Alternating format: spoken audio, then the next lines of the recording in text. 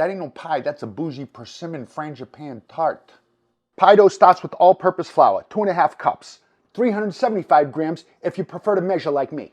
I like to use kosher salt for about everything, but that texture is much coarser than the flour. Now it will mix in with that flour perfect. A teaspoon of salt, even out that salt and flour, then coat your butter in the flour. Cold butter coated in flour will keep your hands less messy. And a grater will help get all that butter incorporated evenly. 2 sticks of butter to 375 grams of flour.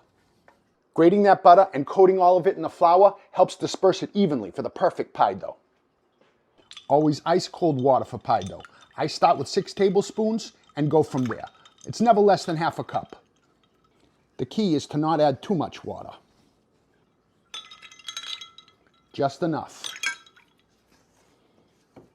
When you feel it clumping up and you can get it to come together, you're good. I know it looks dry, but that's enough water, trust me. If we bring it together with our hands, wrap that dough tightly in plastic,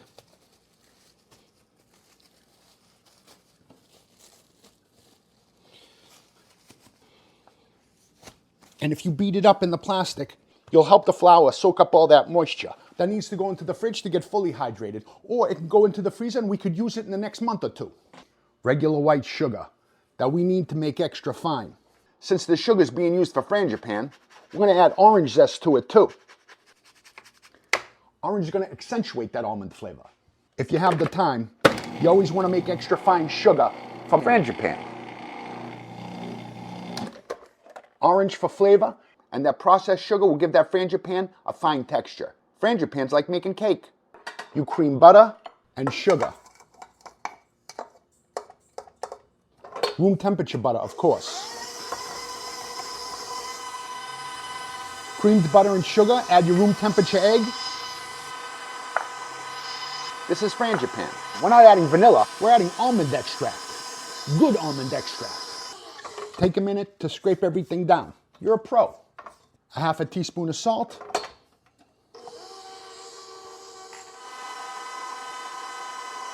Frangipane's 150 grams each of butter, sugar, and almond flour.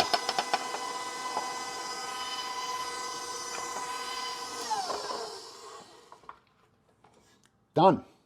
Frangipane is easy to make and bougie as f***. It's good now, but those flavors get even better if it sits in the fridge overnight. The next day, that pie dough is hydrated. Look at all the butter flecks. At the same time, take the frangipane out so it's easier to work with later. You're going to want plenty of flour when working with pie dough. And roll and twist. And roll and twist. And if it starts to stick, get your bench scraper out. This is enough to do a 9-inch top and bottom, or a large tart pan. Push the edges all the way to the bottom and press in those sides. Trim off most of that excess, but leave half an inch all the way around. We'll clean up that edge later, but dock that pie now. For extra insurance, into the freezer to get firm before we pie bake it. Firming up your pie crust in the freezer helps keep it from shrinking. Docking it and adding pie weights or beans helps keep it from puffing up. Before we go any further, this has to be pie baked. After 15 minutes at 350, you can remove those pie weights, but we got to give it a few more minutes. See how it's starting to puff up? Now it's ready, but it needs to cool before we can work with it. Fall is for apples, pumpkins, and persimmons. Persimmons are a cross between an apple and a plum. These are the flat ones called fuyu persimmons. Since this tart is getting baked, you could use hachayas as well, which always need to be cooked. The best part about persimmons is they're totally edible, skin and all. That's the only part that isn't. For this dish, we're removing the tops and cutting the persimmons into quarters.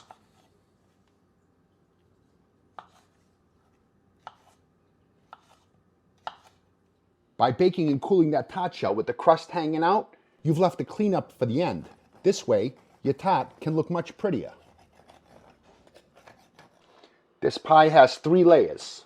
Pie crust, frangipane, spread from edge to edge, almond paste, and a layer of persimmons, skin side down, all the way around.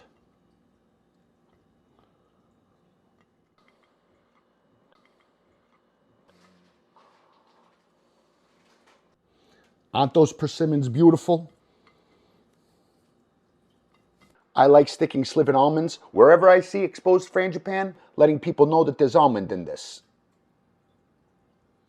You know, in case someone has a nut allergy. Back onto that sheet pan, all that fruit and almond paste. This is going in the oven, 350 for a while. 95 minutes.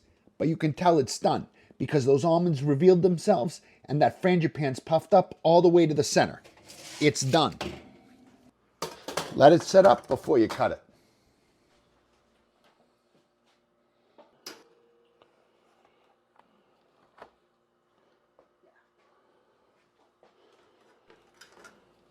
That's a flaky crust. Look at the layers just come apart. So good. Cross between a plum and an apple.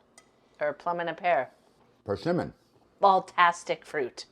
The orange, the almond, the persimmons, the flaky crust. That's just delicious. This ain't no regular pie. You show up with this, that'll really f them up. That is a showstopper. That's better than your average pie.